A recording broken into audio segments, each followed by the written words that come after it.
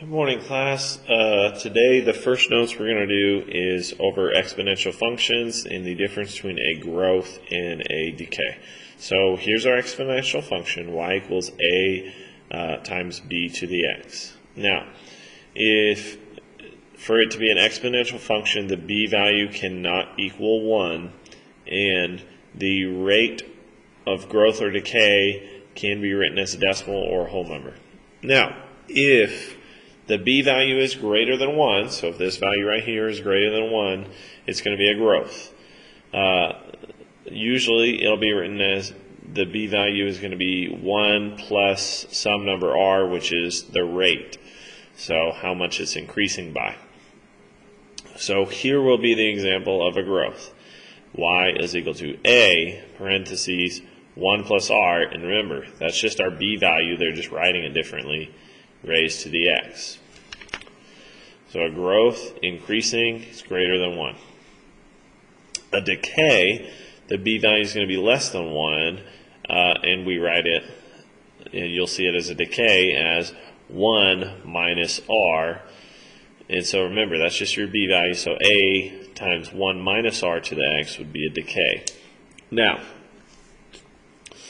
1 would represent 100%, plus r is an increase in the rate. 1 is 100% there, minus r is a decrease of 100%. So, let's look at a couple examples here.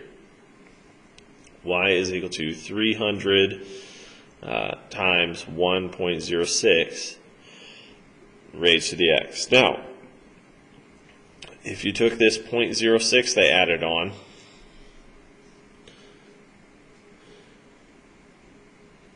that would be an increase of 6%, right?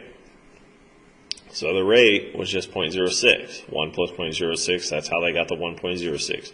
Your 300, this was your initial value.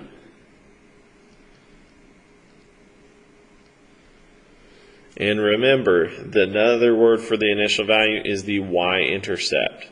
Now, the only time this will not be your y-intercept is if it has a plus k, where your y-intercept will be the a plus the k. So remember that. Now, on a decay, it's the same thing. This one says it was decreased by 25% and the rate was 25, because if you did 1 minus 0.25, you would get 0.75. So that's how they got the number here. And you can see this b value was greater than 1. That's how we knew it was a growth. 0.75 is less than 1. That's how we know it's a decay.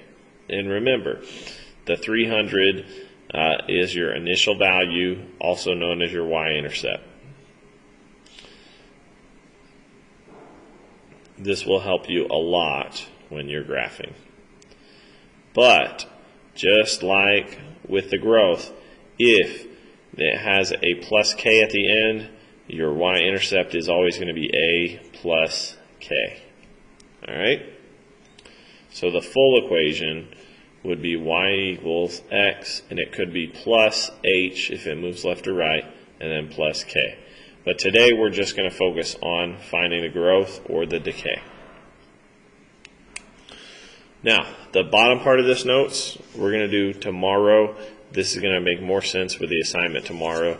This is all we need to go over today for this set of notes. Alright? I'll stop the video here. We'll go on to the next one.